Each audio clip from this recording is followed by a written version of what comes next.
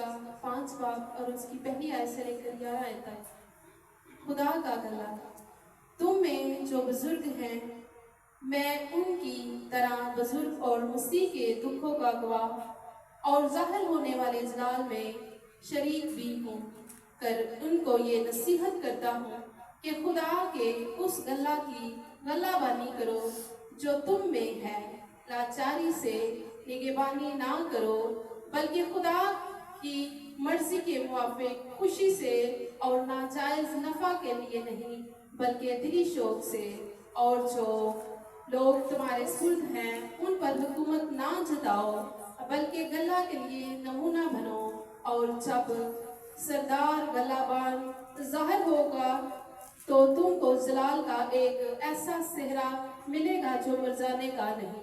ऐ जवानो, तुम भी बुजुर्गों के ताबे रहो, बल्कि सब के सब एक दूसरे की खिदमत के लिए फरोतनी से कमर बस्ता रहो, इसलिए कि खुदा मगरूरों का मुकाबला करता है मगर फरोतनों को तौफीक बख्शता है। बस खुदा के कभी हाथ के नीचे फरोतनी से रहो, ताकि वो तुम्हें वक्त पर सर बुलंद करे और अपनी सारी फिक्र उसी पर डाल दो, क्योंकि उसको तुम्हारी फिक्र है। तुम होशियार और बेदार रहो। तुम्हारा मुखालिफ इब्लीस गरजने वाले शेर बब्बर की तरह ढूंढता फिरता है कि किसको उखाड़ खाए। तुम ईमान में मजबूत होकर और ये जानकर उसका मुकाबला करो कि तुम्हारे भाई जो दुनिया में हैं ऐसे ही दुख उठा रहे हैं।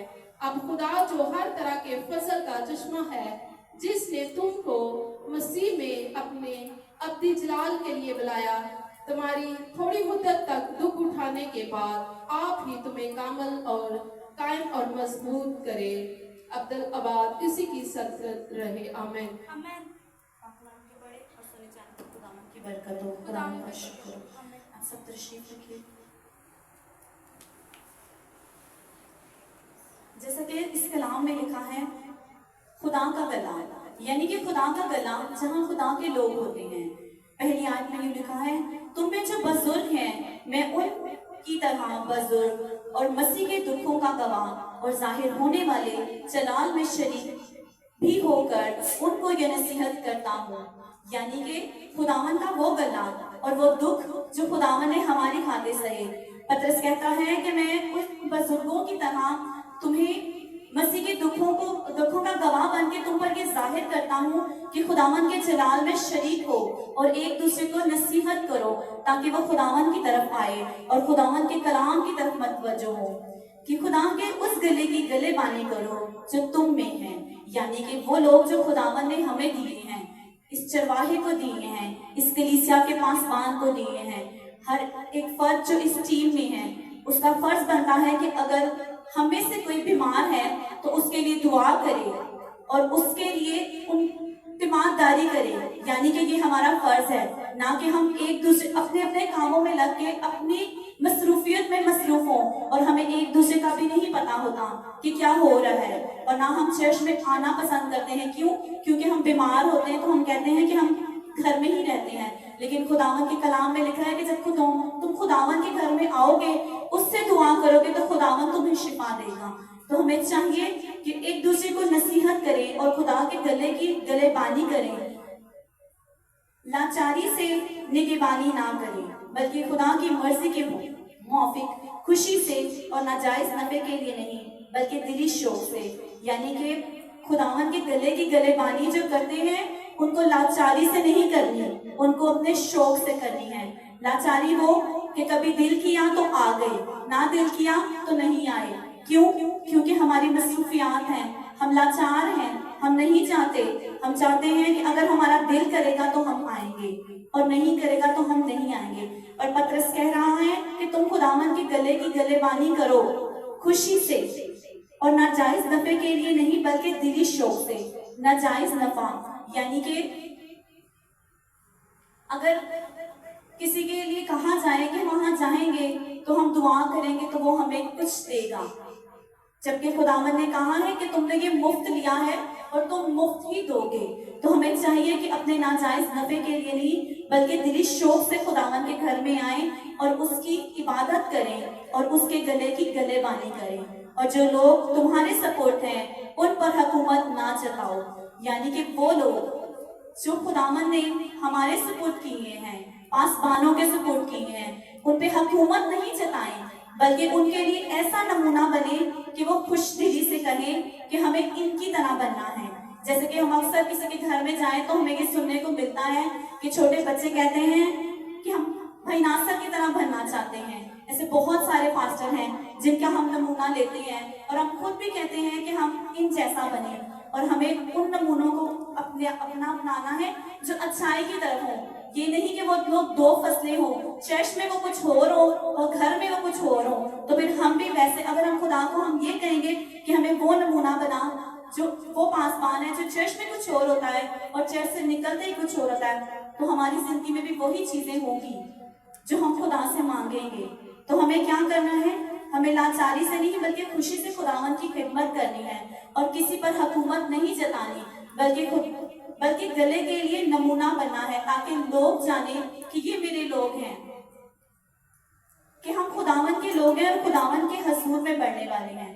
اور پھر لکھا ہے، اور جب سردار گلے بانی ظاہر ہوگا تو تم کو جلال کا ایسا صحرا ملے گا جو مرجھانے کا نہیں، یعنی کہ ہماری عبادت کا، ہماری دعاؤں کا، یہاں پر ہمیں لگتا ہے کہ ہمیں کوئی صلہ نہیں مل رہا، ہمیں کوئی کچھ دے نہیں رہا، لیکن جب وہ خداوند جس کے لیے ہم عبادت کر رہے ہیں، جس کے لیے ہم ورشپ کر رہے ہیں، دعائیں کر رہے ہیں، جب وہ آئے گا تو وہ ہمیں ایسا صحرا دے گا جو مرجھائے گا نہیں، بلکہ ہمیشہ کے لیے ہمیں وہ زندگی، وہ نیا نام دے گا جو ہمارے لیے ہوگا۔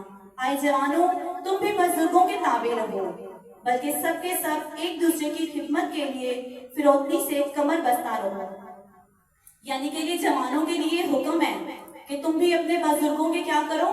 تابع رہو، اپنے خادم کے، اپنے چرچ کے جو بڑے ہیں ان کے تابع رہنا ہے۔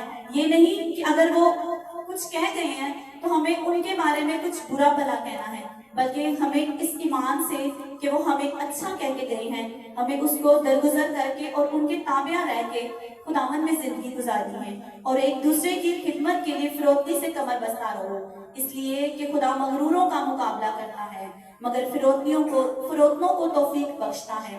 سچ میں خداوند مغروروں کا مقابلہ کرتا ہے۔ آج ہم دیکھیں کہ جو لوگ اپنے آپ پہ یا اپنی چیزوں پہ غرور کرتے ہیں، وہ چیزیں ان کے پاس چند روزہ ہوتی ہیں اور وہ وقت آنے پر جاتی رہتی ہیں۔ بس خدا کے کبھی ہاتھ کے نیچے فروتنی سے رہو تاکہ وہ تمہیں وقت پر سر بلند کرے۔ پترس کہتا ہے کہ خداوند کے کبھی ہاتھ کے نیچے فروتنی سے رہو تاکہ وہ تمہیں وقت آنے پر سرفراز کرے۔ یوسف کے واقعہ سے، ہم کہانی سے بہت سارے لوگ واقف ہیں۔ جب خداوند نے اس سے کلام کیا تو وہ بہت چھوٹا تھا اور اس نے اپنے دل میں کبھی شک نہیں کیا تھا، اس نے خداوند کو کلام کو اپنے دل میں رکھا۔ اس کے اپنے ہی بھائیوں نے اس کو چوٹ پہنچائی اور اس کو مصر میں بھیج دیا، لیکن جب 13 سال بعد وہ مصر کا بادشاہ بنایا گیا تو وہی بھائی اس کے پاس آئے۔ کیوں؟ کیونکہ خداوند نے اس کو وقت آنے پر سرفراز کیا تھا اور اس نے اپنے وقت کا انتظار کیا تھا، اور ان لوگوں کو جو مغرور تھے، بے شک وہ اس کے بھائی تھے، ان کا مقابلہ نہیں کیا تھا۔ اسی لیے خداوند نے اس کو یہ فضل بخشا کہ وہ خداوند کے گلے کی گلے بانی کرے۔ اور آج بھی جب بائبل میں ذکر آتا ہے تو یوسف کا ذکر ان میں سے آتا ہے جو صبر میں، فروتنی میں خداوند کے حضور میں چلتے رہے ہیں۔ بس اپنی ساری فکر اسی پر ڈال دو کیونکہ اس کو تمہاری فکر ہے۔ بے شک جب ہم اپنی فکریں، اپنے بوجھ خداوند پر ڈالتے ہیں تو اس کو ہماری فکر ہوتی ہے اور وہ ہماری ساری فکریں لے کر ہمیں آزاد کر دیتا ہے اور ہمیں وہ قوت دیتا ہے، چاہے وہ روحانی ہو چاہے وہ جسمانی ہو، اور وہ آرام بھی دیتا ہے جس کے ہم منتظر رہتے ہیں کہ اگر ہم فکر کر کے، کلام میں لکھا ہے کہ تم فکر کر کے اپنے ایک بھی بال کو سفید یا کالا نہیں کر سکتے ہو، تو ہم اپنی فکریں خداوند پر ڈالنی چاہیے تاکہ خداوند جو ہے وہ ہماری فکر کرے۔